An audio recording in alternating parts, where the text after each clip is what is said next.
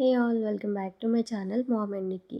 So ఈరోజు వ్లాగ్లో మేము వెళ్ళే ఒక స్పెషల్ ట్రిప్కి ప్యాకింగ్ ఎలా జరిగింది అండ్ ఆ స్పెషల్ ట్రిప్ ఏంటి ఈ వ్లాగ్లో చెప్తాను.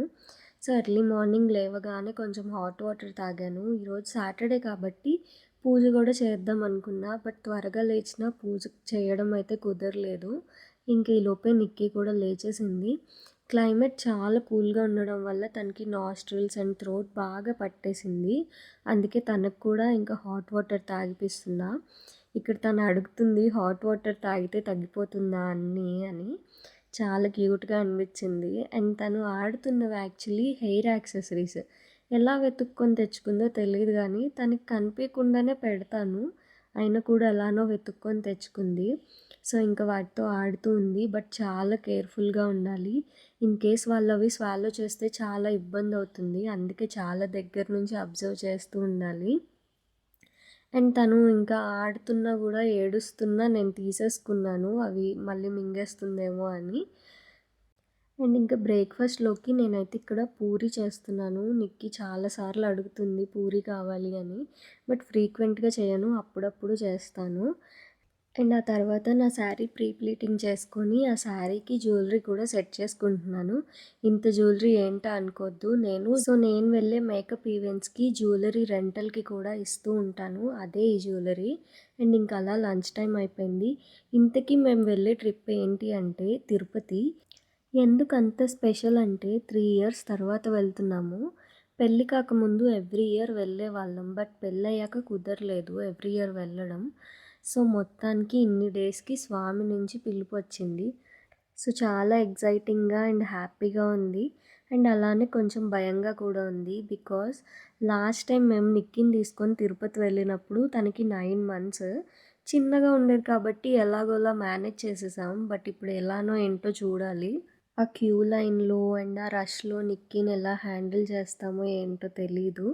బట్ చాలా ఎగ్జైటింగ్గా అయితే ఉంది.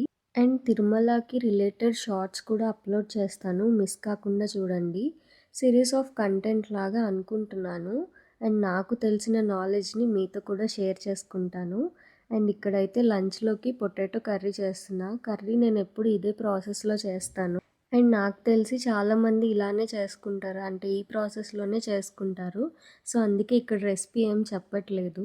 ఇంకా లంచ్ అయిపోయాక ప్యాకింగ్ అయితే చాలా హడావిడి అయిపోయింది. ఇంకా వీడియో తీసే టైం కూడా లేదు. సో షార్ట్ వీడియోలో చెప్పాను కదా నిక్కీ సెల్ఫ్ ఫీడింగ్ అలవాటు చేయడానికి ఎంత కష్టపడ్డానో షేర్ చేసుకుంటాను అని. సో దానికి మన దగ్గర చాలా ఓపిక ఉండాలి. అండ్ నా పేషెన్స్ లెవెల్ అయితే 0. అందుకే నాకు చాలా కష్టం అని అనిపించింది. బట్ ఫస్ట్‌లీ మనం అర్థం చేసుకోవాల్సింది ఏంటంటే it's a slow process. First వాళ్ళు చాలా క్రాంకీగా ఉంటారు. అండ్ మనం ఆ క్రాంకీనెస్ అంతా హ్యాండిల్ చేయగలగాలి. సో దానికోసం ముందుగా మనం ప్రిపేర్డ్‌గా ఉండాలి.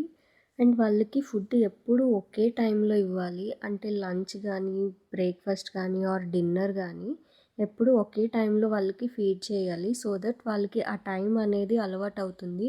And main important thing, food ఎప్పుడు కూడా వాళ్ళకి ఫోర్స్‌ఫుల్‌గా పెట్టకూడదు. అలా ఫోర్స్‌ఫుల్‌గా పెడితే వాళ్ళకి ఫుడ్ ఎవర్షన్ అనేది వచ్చేస్తుంది. సో ఈ టాపిక్ మీద డెడికేటెడ్గా ఒక వీడియో అయితే చేసి ప్రతి పాయింట్ డీటెయిల్డ్గా ఎక్స్ప్లెయిన్ చేస్తాను. అండ్ ఇక్కడ లంచ్కి పొటాటో కర్రీ అయిపోయిన తర్వాత నిక్కీకి కొన్ని స్నాక్స్ అయితే ప్రిపేర్ చేసి ప్యాక్ చేస్తున్నాను. బికాజ్ ఎలానో 3 డేస్ ఫుడ్ అంతా బయటనే ఉంటుంది కాబట్టి. అండ్ నేను చాలా కష్టపడ్డా అని చెప్పి మా ఆయన నా కోసం డిన్నర్ ప్రిపేర్ చేస్తున్నారు. ఏమంత కష్టం కాదు, నేను చేసి ఇచ్చిన చపాతీని జస్ట్ కాలుస్తున్నారు అంతే. But also it means a lot to me. And ఇంకా డిన్నర్ చేసేసి త్వరగా పడుకోవాలి. బికాజ్ ఎర్లీ మార్నింగే బస్ ఉంది బెంగళూరు నుంచి తిరుపతికి. సో ఇంకా మిగిలిన పనులు కూడా చేసుకొని త్వరగా నిద్రపోవాలి. నిక్కీ అయితే ఆల్రెడీ తినేసి నిద్రపోయింది కూడా. సో ఇది ఈరోజు వ్లాగ్. ఇంకో మంచి వ్లాగ్లో మళ్ళీ కలుద్దాం. Until then bye.